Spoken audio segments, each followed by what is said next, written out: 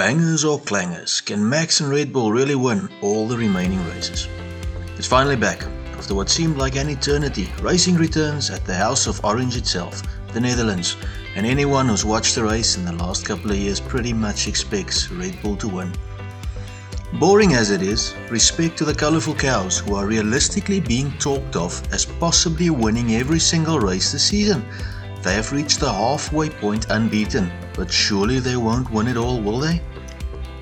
Super Max, the fastest citrus in history, can already equal Vettel's 9 wins in a row this weekend at a race he practically owns, and the quick cows have already won 13 in a row. That's insane.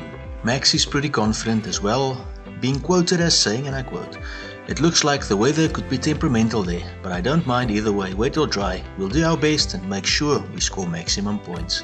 End quote. The rest of the grid is still playing catch-up, with differing levels of success. Ferrari have been quick at times but too inconsistent. Aston Martin has been a breath of fresh British racing green air, but they seem to be on a bit of a slide, which realistically leaves us with Mercedes and my beloved Papayas. Both have improved remarkably, but seem nowhere near Red Bull pace. Ferrari boss Fred Vasseur has said, and I quote, "We have a group with Mercedes, Aston, McLaren and sometimes Alpine able to fight for the first rows, which means that it's an exciting challenge and situation." End quote. The Totonator said, quote, "We will push hard in the battle for second in the Constructors' Championship." End quote. And Zak Brown has been pushing McLaren's title chances for 2025.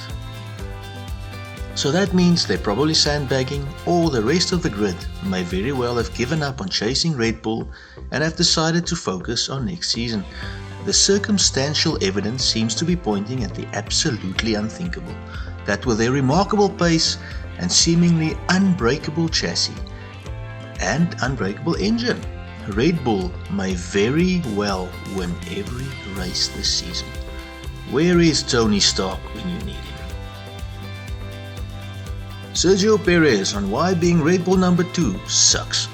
3 things seem certain about Sergio Perez. 1, he seems to be a really nice guy. 2, he can make a living as a Tom Cruise lookalike if this racing thing goes worse. And 3, he will not beat Verstappen for the F1 title in a Red Bull. The King of Orange seems to be living rent-free in poor Perez's head, and no amount of anything the poor Mexican does seems to help him get any closer to beating Max. 120 odd points behind Max and fighting for second with the title race basically over. Perez is under pressure, and now he's revealed some of the pressures he faces in the second Red Bull.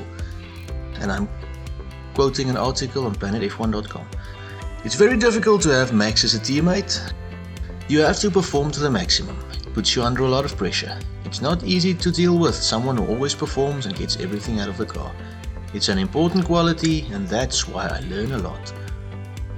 Asked if being the world champion's teammate was the hardest job on the grid, he replied, "Yes, I think so. If you are not strong enough, it is very difficult to take on him." End quote. Some headlines.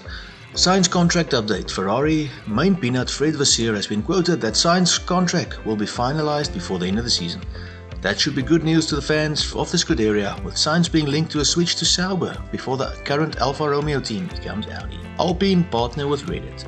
Not sure what this means exactly, but Alpine have announced a partnership with Reddit, which is one of the world's most popular websites.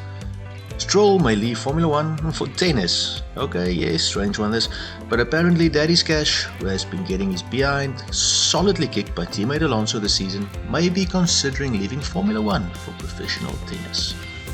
And that's it. That's what we have this week for you. Some memes. I hope you enjoy them. And I hope that there's a great race for us all in Holland that's not totally dominated by Red Bull. That would be nice. Think about subscribing, please, and think about sharing the video, because that would be a very nice thing to do. And I'm sure that you're a lot nicer than people say about you on Facebook. Either way, God bless and goodbye.